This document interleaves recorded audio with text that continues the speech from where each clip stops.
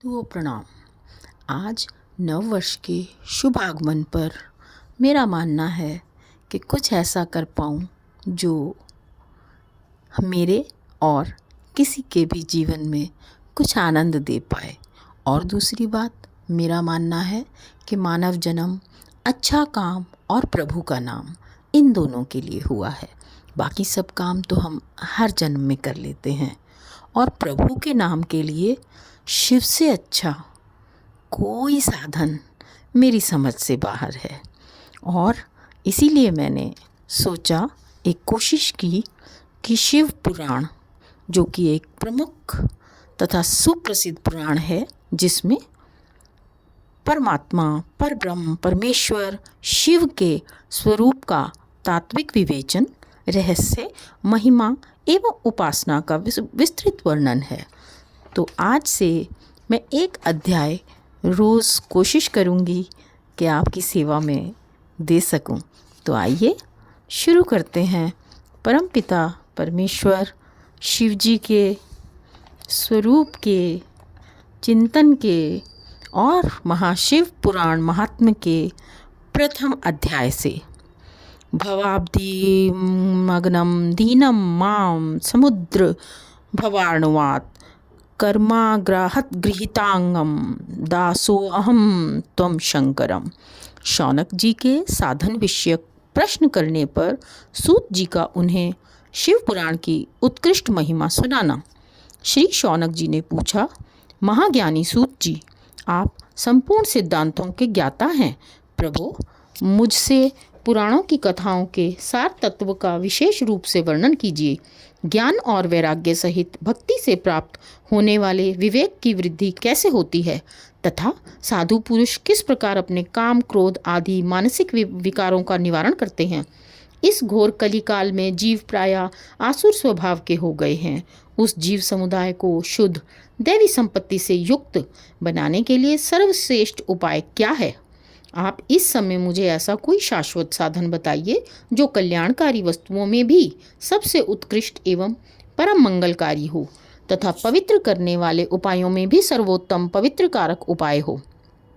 तात वह साधन ऐसा हो जिसके अनुष्ठान से शीघ्र ही अंतःकरण की विशेष शुद्धि हो जाए, तथा उससे निर्मल चित्त वाले पुरुष को सदा के लिए शिव की प्राप्ति हो जाए।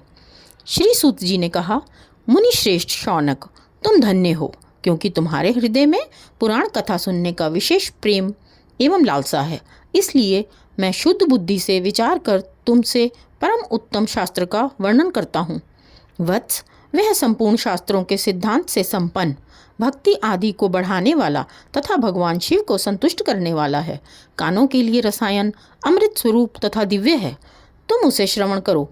मुने, वह परम उत्तम शास्त्र है शिव पुराण, जिसका पूर्व काल में भगवान शिव ने ही प्रवचन किया था। यह काल रूपी सर्प से प्राप्त होने वाले महान त्रास का विनाश करने वाला उत्तम साधन है।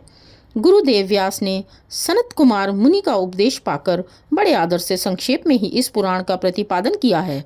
इस पुराण के प्रणयन का उद्देश्य है कलयुग में उत्पन्न होने वाले मनुष्यों के परम हित का साधन।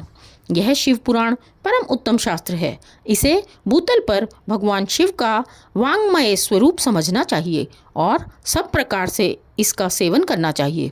इसका पठन और श्रवण सर्वसाधन रूप है। इससे शिव भक्ति पाकर श्रेष्ठतम स्थिति में पहुंचा जा सकता है। मनुष्य शीघ्र ही शिव पद को प्राप्त भी कर लेता है। इसीलिए संपूर्ण यत्न करके मनुष्यों ने इस पुराण को पढ़ने की इच्छा की है, अथवा इसके अध्ययन को अभीष्ट साधन माना है। इसी तरह इसका प्रेम पूर्वक श्रवण भी संपूर्ण मनोवांछित फलों का देने वाला है।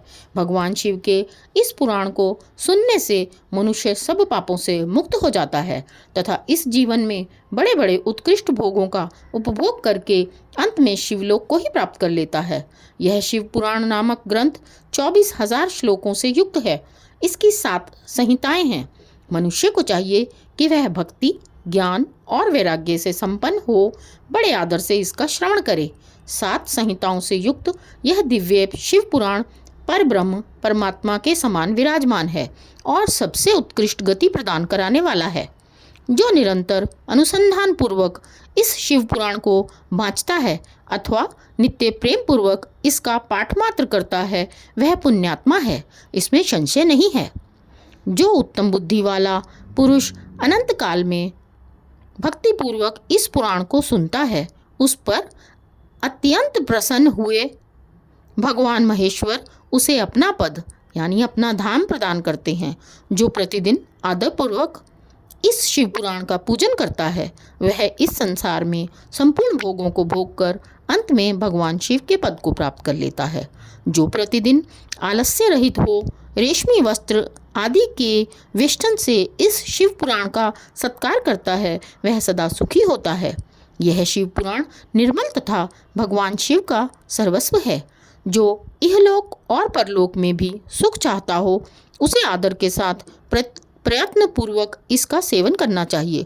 यह निर्मल एवं उत्तम शिव पुराण धर्म, अर्थ, काम और मोक्ष रूप चारों पुरुषार्थों को देने वाला है। अतः सदा प्रेम पूर्वक इसका श्रवण एवं विशेष पाठ करना चाहिए। प्रथम अध्याय समाप्त हुआ। आप सभी को नववर्ष की हार्दिक शुभकामनाएं और कल दूसरे अध्याय के साथ फिर से आपकी सेवा में आएंगे। धन्यवाद।